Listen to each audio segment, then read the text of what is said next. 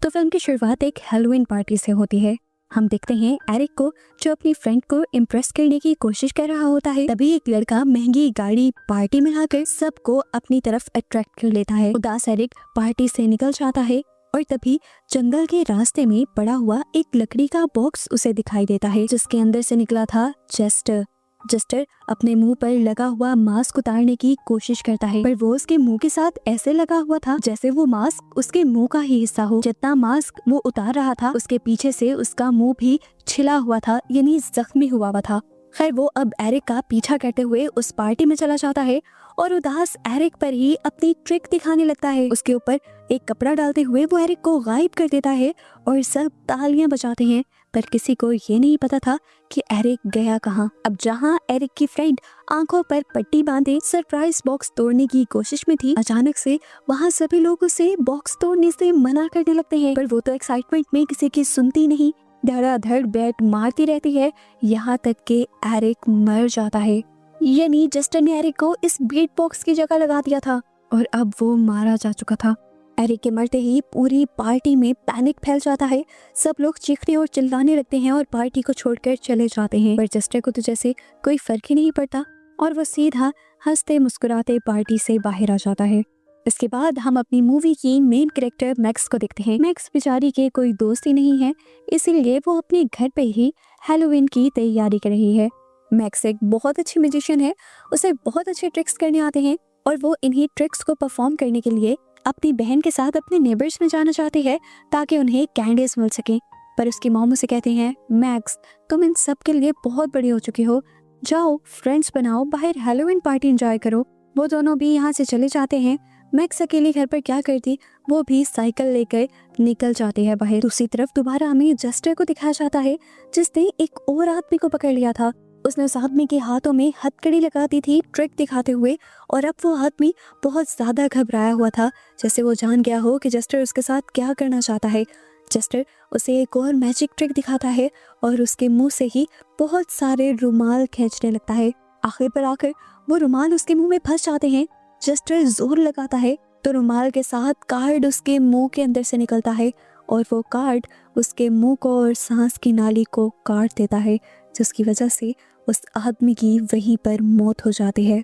जिसके बाद जस्टर इस कार्ड को अपनी कैंडल से जलाकर राख कर देता है। हम देखते हैं कि मैक्स एक रेस्टोरेंट में आई थी जहाँ पर सारे उसके कॉस्ट्यूम का और उसका मजाक उड़ा रहे थे। वो खामोश होकर बैठी ही थी कि एकदम से जस्टर उसके सामने आकर बैठ गया। जस्टर ने मैक्स के साथ बड़ा फ्रेंडली सा बिहेव किया और उसे मैजिक ट्रिक दिखाने लगता है। इससे पहले कि जस्टर अपनी ट्रिक कंप्लीट करता, मैक्स एक्साइटेड होकर कहती है, रुके रुके मैं बताती हूँ इस पे क्या होगा। वो उसके हाथ से कार्ड ले लेती है और उल्टा जस्टर को ही ट्रिक करके बेवकूफ बना देती है और उसकी इस हरकत से जस्टर गुस्से में उठकर वहां से चला जाता है। जस्टर के भी उसके पास से उठकर जाने पर मैक्स भी उदास हो जाती है और जब बाहर जाती है तो देखती है कि एक लड़के ने उसकी साइकिल को पंचर कर दिया था अपने दोस्तों के साथ चैलेंज के चक्कर में। उसे और गुस्सा आता है और वो अपने सर पर पहनी हुई हैट भी डस्टबिन में फेंक देती है। दूसरी तरफ हमें दोबारा जस्टर को दिखाया जाता है जो जब बेंच पर सोया हुआ था तो 3 दोस्त आकर उसके साथ प्रैंक करने लगे। जस्टर उठ गया और इन तीनों को ही कार्ड ट्रिक दिखाने लगा, लेकिन इस मर्तबा कुछ बहुत अजीब हो रहा था। जस्टर ट्रिक अपनी ठीक से परफॉर्म कर ही नहीं पा रहा था। जितनी मर्तबा भी उसने बच्चों को कार्ड दिए जिसे उसे खुद गेस करना था, वो एक भी मर्तबा सही गेस नहीं कर पाया। ऐसे वो तीनों जस्टर को बेवकूफ समझते हैं और यहाँ से जाने ही वाले होते हैं कि जस्टर उन्हें अपना शिकार बना लेता है। वो दोनों लड़कों को बहुत ही बुरे तरीके से स्टैब करते हुए मार देता है और लड़की जो बच जाती है अपनी जान बचाने के लिए वहां से भागती है। जिस तरह जस्टर ने पहली वाली किलिंग्स के बाद अपने कार्ड जलाए थे, जस्टर अभी भी उसी तरह कार्ड जलाने की कोशिश करता है, लेकिन कार्ड जलते ही नहीं, जैसे उसकी ये किलिंग जाया हो गई हो और इनको मारने से उसका मकसद पूरा ना हुआ हो। खैर यहाँ पर हम मैक्स को देखते हैं जो अपने बड़े उम्र के दोस्त के पास गई थी। इसका नाम था बिली। बिली ने ही मैक्स को जादू सिखाया था। मैक्स बिली से कहती है, मुझे नहीं पता मैं ऐसे क्यों हूँ, मैं किसी के साथ बुरा नहीं करती, मेहनत भी करती हूँ, फिर भी लोग मुझे पसंद नहीं करते, यहाँ तक कि मेरे साथ बुरा बिहेव भी करते हैं और मेरी ट्रिक्स भी काम नहीं करती। बिली उससे समझाता है कि ट्रिक्स इसलिए काम नहीं करती क्योंकि तुम पूरे कॉन्फिडेंस के साथ उन्हें परफॉर्म नहीं करती। असल जादू वो नहीं है जो मैंने सिखाया है, असल जादू हमारे ही अंदर है कि हम किस तरह से अपने ऊपर यकीन रखते हुए दूसरे को बेवकूफ बनाते हैं। वो उसे अब एक मैजिक वॉन्ड भी दिखाता है और कहता है, देखो ये मैजिक वॉन्ड आम बच्चों के हाथ में सिर्फ एक लकड़ी का टुकड़ा है, लेकिन तुम्हारे हाथ में ये सच में एक जादुई ट्रिक है। वो अभी उसे ये बात समझा ही रहा था कि मैक्स ने उसे भी ट्रिक कर दिया और ये देखकर बिली हंसने लगा। बिली की बातों से मैक्स के अंदर का कॉन्फिडेंस वापस लौट आया था। अब वो यहाँ से बाहर निकलती है अपने घर जाने के लिए, तो बाहर उसकी टक्कर जेस्टर से हो जाती है। जेस्टर उसके सर पे कैप न देखकर उदास हो जाता है और उसके सर पर अपनी कैप रख देता है। वो मैक्स से उसकी उदासी की वजह पूछता है तो मैक्स उसे सारी बात बता देती है और अब जेस्टर उस होटल में जाकर अपनी मैजिक ट्रिक से उस लड़की की पैंट ही उतार देता है जिसने मैक्स की साइकिल का टायर पंचर किया था। सारे उसका मजाक उड़ाते हैं और वो लड़का बहुत ज्यादा कंफ्यूज हो जाता है। जिसके बाद जेस्टर वापस मैक्स के पास आता है और उसे ऑफर करता है कि क्या हम एक साथ ट्रिक और ट्रीट के लिए चल सकते हैं। ये लोग सबसे पहले एक औरत के घर गए थे। जेस्टर इस टाइम मैक्स को ट्रिक करने को कहता है। मैक्स ट्रिक करती है और सच में औरत को बेवकूफ बना देती है। यदि उसकी ट्रिक कामयाब गई थी, औरत खुश होकर इससे पहले कि उसे कैंडी देती, जेस्टर भी उसके साथ एक ट्रिक करता है और अपनी मैजिक वॉन्ड उसके चेहरे पर लगा देता है, जिसकी वजह से उसके चेहरे पर एक नई स्किन बन जाती है। सांस लेने का कोई रास्ता ही नहीं रहता और उस औरत का दम घुटने लगता है, यहाँ तक कि वो तड़प तड़प कर मर जाती है और मैक्स अपनी आंखों से ये सब देखती रह जाती है। डरकर मैक्स अब यहाँ से भाग चुकी थी, जबकि पीछे से जेस्टर अपनी कैंडल ऑन करता है और उससे अपने कार्ड को चलाता है और देखता है कि इस मर्तबा वो कार्ड जल गया था। वो बहुत ज्यादा खुश हो जाता है। यहाँ पैनिक हुई हुई जेस्टर अपने घर वापस जाने के लिए तेज तेज साइकिल चला ही रही होती है कि जेस्टर एकदम से उसके सामने आकर उसकी साइकिल पकड़ लेता है। मैक्स जल्दी से अपनी साइकिल छोड़ देती है और भागते हुए एक आदमी के पास जाती है उससे मदद मांगने के लिए, पर तभी जेस्टर उसकी बेटी को गिरा देता है। वो आदमी अपनी बेटी को संभालने के लिए पीछे चला जाता है और इतने में जेस्टर दोबारा मैक्स के पास आ जाता है। मैक्स का सांस डर की वजह से फूल गया था। वो इनहेलर करने ही वाली थी कि जेस्टर ने उसका इनहेलर भी छीन लिया। मैक्स अपनी जान बचाकर भागने लगी और भागते भागते अब वो बहुत ज्यादा थक गई। थोड़ी देर छुपने के लिए वो एक बिन के अंदर बैठ गई और जेस्टर उसे पागलों की तरह ढूंढता रहा और थोड़ी ही देर बाद उसके हाथ मैक्स लग भी गई, क्योंकि बिन के अंदर से तेज तेज सांसों की आवाजें आ रही थी, जिसकी वजह से जेस्टर ने मैक्स को पहचान लिया था। अब वो मैक्स को टांगों से खींचता हुआ वहीं पर ले आता है जहाँ से ये मूवी स्टार्ट हुई थी, यानी एरिक वाली पार्टी में। मैक्स यहाँ पर फांसी से लटके हुए एरिक को देखती है तो और भी ज्यादा डर जाती है। मैक्स यहाँ से भागना चाह रही थी पर भाग भी नहीं पा रही थी।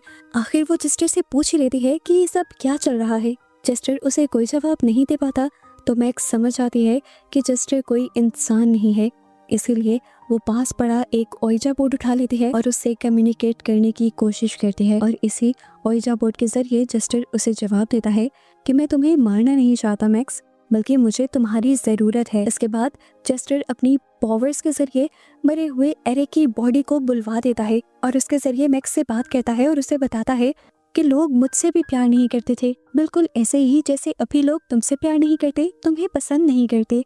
लेकिन फिर एक दिन सबसे बड़ी धोखेबाज मौत मेरे दरवाजे पे आ गई। मैंने उसके साथ ट्रिक की और अपनी सोल को उसे ले जाने से रोक दिया, लेकिन इसके बदले मुझे एक नया काम सौंप दिया गया। मौत यानी डेथ ने मेरे साथ एग्रीमेंट कर लिया कि मैं तुम्हारी सोल को तो नहीं लेकर जाऊंगी, पर उसके बदले तुम्हें मेरा काम करना होगा। इस टाइम बात करते हुए एरिक बिल्कुल मैक्स के करीब आ गया था। वो उसे झुंझलाते हुए कहता है कि मौत ने मुझे काम दिया कि मुझे हर हैलोवीन के दिन अपनी ट्रिक से 4 लोगों को बेवकूफ़ बनाते हुए उनकी जान लेनी है अपनी कैंडल के बुझने से पहले पहले। यानी मुझे हर साल हैलोवीन के दिन 4 सोल्स को मौत को सेक्रीफाइस के तौर पर देना था। जेस्टर बताता है कि मैं कई साल से ये काम करता रहा, लोगों को ट्रिक दिखाते हुए उनकी सोल्स को मौत को देता रहा, लेकिन आज तुमने मुझे हरा दिया, जिसकी वजह से अब से मेरी ट्रिक्स काम नहीं कर रही और अब मुझे तुम्हारी ज़रूरत है ताकि तुम लोगों को ट्रिक्स दिखाओ और मैं उन्हें मार कर अपना काम पूरा कर पाऊँ। मैक्स इस चीज़ के लिए तैयार नहीं थी। जेस्टर 3 मर्डर कर चुका था अपने और अब उसे चौथा करना था। मैक्स जो तैयार नहीं थी, जेस्टर से बताता है कि अगर तुमने मेरी बात ना मानी और मेरा आज का टास्क पूरा ना हुआ तो मैं जलकर मारा जाऊंगा और मेरा ये कर्ज यानी शराब तुम्हारे ऊपर आ जाएगा क्योंकि तुमने मुझे ट्रिक किया है। मैक्स के पास भी अब कोई रास्ता नहीं बचता कि वो इनकार करे, इसीलिए वो जेस्टर की बात मानने के लिए तैयार हो जाती है, लेकिन जाने से पहले पहले वो एरिक के पॉकेट से एरिक का फ़ोन निकाल लेती है, वो भी चुपके से। अब मैक्स को एक आदमी को चूज करते हुए ट्रिक दिखानी थी। मैक्स उसी को चुनती है जिसने होटल में उसकी साइकिल को पंचर किया था, वो उदास वहाँ पर बैठा हुआ था। मैक्स उसके पास आकर बैठ जाती है। इससे पहले कि वो मैजिक ट्रिक दिखाती, वो लड़का मैक्स से माफी मांगने लग जाता है और कहता है, मुझे तुम्हारी साइकिल को पंचर नहीं करना चाहिए था, सिर्फ उन लड़कियों को इम्प्रेस करने के लिए। देखो, मैंने पहली मर्तबा बुरा काम किया और मेरे साथ ही बुरा हो गया। एक आदमी ने आकर मुझे ट्रिक कर दिया, जिसकी वजह से मेरा बहुत मजाक बना। उसकी बातें सुनते हुए मैक्स, जो कि यहाँ पे ट्रिक की तैयारी कर रही थी, वो ट्रिक करने का इरादा बदल देती है। लेकिन ये लड़का खुद ही उसके हाथ से कार्ड पकड़ते हुए उसकी ट्रिक को पूरा कर देता है। ट्रिक के पूरे होते ही यहाँ पर जस्टर आ गया था उसे मारने के लिए, लेकिन मैक्स अब उस लड़के को नहीं मारना चाहती थी क्योंकि उस लड़के ने माफी मांग ली थी। वो जस्टर को चिल्लाती है, नहीं, उसे मत मारना। पर उससे पहले ही ये लड़का ही उल्टा जस्टर के पास जाकर अपनी बेइज्जती का बदला लेने लगता है। जस्टर उसकी बात नहीं सुनता और उस लड़के को उसी कोर्ट से सजा देने का फैसला करता है जिस कोर्ट का कॉलर लड़के ने पकड़ा हुआ था। जस्टर उस कोर्ट के अंदर उस लड़के का दम घोट देता है और उसके बाद उसके मुंह में हाथ डालते हुए उसे बेदर्दी से मार देता है। मैक्स उल्टी का बहाना करते हुए यहाँ से भाग जाती है। वो असल में 911 को कॉल करना चाहती थी, जबकि पीछे से हमें दिखाया गया कि जस्टर कोट पहनते हुए उसके पीछे ही आ रहा था। अब ये दोनों थोड़ी ही दूर जाते हैं कि यहाँ पर पुलिस आ जाती है। पुलिस इन दोनों से पूछती है, तुम दोनों में से फोन किसके पास है? जस्टर कुछ बोलता नहीं और मैक्स छुपाया हुआ फोन निकाल कर दिखा देती है। जस्टर समझ जाता है कि मैक्स ने उसे ट्रिक किया था और पुलिस को कॉल की थी। इससे पहले कि वो मैक्स को कुछ करता, पुलिस वाले उसको अरेस्ट कर लेते हैं। पर जस्टर तो जस्टर था, वो अपने जादू से अपनी हथकड़ी खोल भी लेता है और उसी हथकड़ी को वो पुलिस वाले के हाथ में बांधते हुए उसके हाथों को ही काट देता है और वो बेचारा पुलिस वाला वहीं पर तड़प तड़प कर मर जाता है। दूसरी पुलिस ऑफिसर जस्टर के ऊपर गोली चलाती है, पर जस्टर मरता नहीं क्योंकि उसने तो मौत के साथ एग्रीमेंट किया हुआ है। वो उल्टा उस पुलिस ऑफिसर को भी मारने लग जाता है और मैक्स मौका देखकर वहां से भाग जाती है। वो काफी दूर आई, एक आदमी से मिली। उसने उस आदमी से कहा, एक आदमी मेरे पीछे पड़ा हुआ है जो मुझे मारना चाहता है। ये आदमी मैक्स की मदद करने को मान जाता है और उसे अपनी गाड़ी में बैठने को कहता है और ये दोनों फाइनली यहाँ से निकल जाते हैं। पर आधे ही रास्ते में मैक्स को पता चलता है कि उसका ये फैसला भी बुरा था, क्योंकि ये लड़का भी अच्छा नहीं था, ये तो मैक्स का फायदा उठाना चाहता था। इससे पहले कि यहाँ पर कुछ भी बुरा हो जाता, जस्टर इस गाड़ी के पास आ जाता है, उस आदमी को गाड़ी से बाहर निकालकर बेदर्दी से उसका मर्डर कर देता है। उसका खून कार की विंडो पर दिखाई देता है और इसकी वजह से मैक्स घबरा जाते हैं। जस्टर अब इधर आकर मैक्स को भी गाड़ी से निकालता है और मैक्स लड़खड़ाती हुई नीचे गिर जाती है क्योंकि उसे अस्थमा अटैक आ गया था। जस्टर ने देखा कि मैक्स का इनहेलर टूट चुका था। वो उसकी मदद करने के लिए उसे उठाकर भागता है और फायर फाइटर स्टेशन के पास ले आता है। फायर फाइटर्स की मेडिकल टीम मैक्स को फर्स्ट एड देती है और जब मैक्स को सांस आने लगता है और उसकी तबीयत ठीक हो जाती है, तभी जस्टर पीछे से आकर बाकी सभी फायर फाइटर्स को मार देता है। ये देखते हुए मैक्स डर जाती है और ये सब कुछ छोड़कर एक ट्रक के नीचे छुप जाती है, पर जस्टर उसे यहाँ से भी निकाल लेता है और उसे अब अपनी कैंडल दिखाता है। जस्टर उसे कैंडल दिखा रहा था ऐसे जैसे वो याद दिलवा रहा हो कि अभी उनका मिशन कंप्लीट नहीं हुआ। मैक्स भी इस मिशन को आगे पूरा करने से मना कर देती है और जस्टर को ट्रिक करते हुए वहाँ से भागते हुए अपने घर वापस आ जाती है। घर पर उसकी मॉम उसका इंतजार कर रही थी और लेट आने पर उसे डांट भी रही थी। मैक्स कुछ नहीं बोलती और बस चुप करके अपनी मॉम को देखती रहती है। उनसे गले मिलती है ऐसे जैसे वो सदियों बाद गले मिल रही हो। इसके बाद वो ऊपर जाती है और अपनी बहन को प्यार से देखने लगती है और तभी उसकी बहन के रूप में उसे जस्टर दिखाई देता है। उसे डरकर मैक्स अपनी मॉम को आवाज़ें देने लग जाती है, लेकिन उन्हें तो जस्टर ने पहले ही मार दिया था। अब उसकी लाश को जस्टर अजीबोगरीब तरीके से खड़ा करके घसीटते हुए इस रूम तक ले आता है और उसके जरिए मैक्स से बात करने लगता है। वो उससे कहता है कि अगर तुमने मेरी बात नहीं मानी और मेरा टास्क पूरा ना करवाया तो मैं तुम्हारी बहन को भी मार दूंगा। अपनी बहन को बचाने के लिए उसके पास कोई और रास्ता नहीं बचा था। वो जस्टर की बात मानने को तैयार हो गई थी क्योंकि जस्टर ने कहा था कि बस उसका एक ही शिकार बाकी रहता है और इसके लिए मैक्स उस होटल के वेटर को चुनती है जिसने सबसे पहले उसका मजाक उड़ाया था। ये दोनों उस होटल के वेटर के पास चले जाते हैं जो अपनी शिफ्ट खत्म होने के बाद घर वापस जा रहा था। ये दोनों उसे रोककर ट्रिक करने लगते हैं, लेकिन यहाँ पर मैक्स का तो कोई और ही प्लान था। वो इस लड़की को ट्रिक कर रही थी पर असल में उसने ट्रिक कर दिया था जस्टर को ही।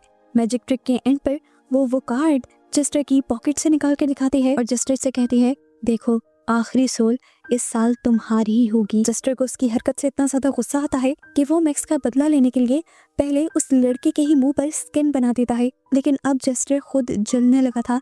वो मर रहा था और मरते मरते भी उसे सुकून न आया और वो मैक्स के पाँव में चाकू घोंप गया। मैक्स दर्द को सहते हुए अपनी टांग से उस चाकू को निकालती है और रेंगते हुए उस लड़के के पास जाकर उस लड़के के मुंह पर आई हुई स्किन काट देती है ताकि वो सांस ले पाए। लेकिन इतनी ही देर में मरता हुआ जस्टर एक और मरतबा मैक्स को पकड़ लेता है। वो उसे गला दबाकर मारने वाला था, लेकिन मैक्स ने यहाँ पर उसे की मैजिक स्टिक उठाई और उसे की आंख में स्टैब कर दी, जिससे अब जस्टर पूरी तरह जलकर खत्म हो गया। सब कुछ तो खत्म हो जाता है, लेकिन जस्टर की टोपी खत्म नहीं होती। और ये देर बाद पुलिस यहाँ पर आकर सारे एरिया को सील कर देती है। और इस हादसे की खबर सुनकर बिली यानी मैक्स का दोस्त भी मैक्स से मिलने के लिए आता है। उसके गले लग जाती है और बड़बड़ाने लगती है कि मैंने ट्रिक कर दी। अब हर साल 4 ट्रिक्स और 4 सोल। वो असल में ये कहना चाह रही थी कि जस्टर का कर्ज अब उसका कर्ज बन गया था और उसे अब हर हैलोवीन मौत को 4 सोल्स को सौंपना था। और बस यही सब बताते हुए और उसे दिखाते हुए ये मूवी यहाँ खत्म हो जाती है।